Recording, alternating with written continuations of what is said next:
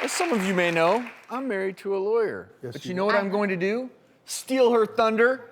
It's time to get legal here on the Doctors in the Doctor's Court. Woo! Court is in session, and doctors, we will rule.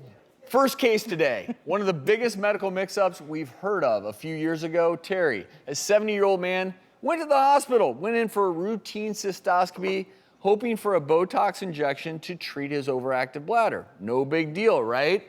Doctors apparently got their notes mixed up, and they accidentally circumcised him instead. I'm surprised though, because when you go to the OR, you know, we do something called a timeout. Yes, we typically. do. And a timeout basically means everybody in the OR has to stop talking, and a nurse will say, this is the patient's name, this is Terry, whatever his last name is, this is his medical record number, we're going to do a cystoscopy, to do antibiotics, and then the surgeon says, agreed, and anesthesia says, agree, like everybody agrees. And if they had done a timeout, he's awake, and they'd done a timeout and they said, oh, Terry, you're getting a circumcision, he would have gone, oh, I'm not. No, I'm not. Leave my gentleman be, yeah.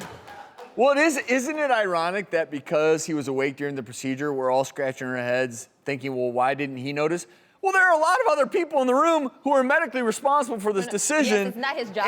And it's not his job. And I think there is certainly, and look, the beauty of checklists in medicine is these types of errors are few and far between. Yes. And medicine has gotten a lot better at marking the error. This is what we're doing. This is how we're doing it. In this case, clearly that procedure was not followed. And Terry's quote after this happened, it was a real surprise. Well, he got circumcised and they paid him $24,000. The question is... Before we get into that, is that enough? The hospital did release a statement which reads in part, we remain deeply and genuinely sorry that this mistake occurred. We take events like this very seriously and carried out a thorough investigation at the time to ensure that we learned from this incident and do all we can to avoid it happening again, which is really all you can do when this occurs. That's true. But really quickly, because we are in court, we are, of course, ruling in Terry's favor.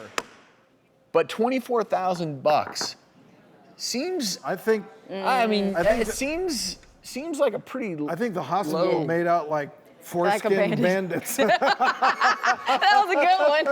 Come on, that was a good one.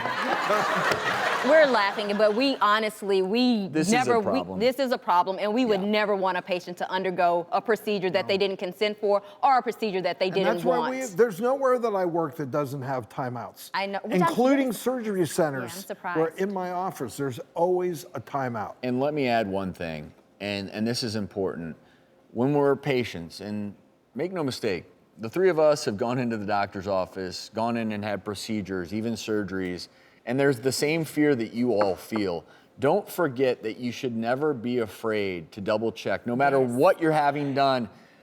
Always be willing to say, hey everyone, I just want to make sure we are in here to do such and such on my right knee, or we're removing a cyst from my right elbow.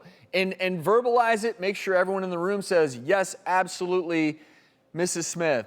It is important, and that is one last check and balance that will almost assuredly guarantee you that this doesn't happen. Exactly. We can never be certain, but don't be afraid to stand up for yourself, because it is chaotic at times, certainly in the emergency department. It can be chaotic, and it's always wise to just say, hey guys, just want to double check. Right. I don't want to be circumcised. Yeah. Whew. Yeah.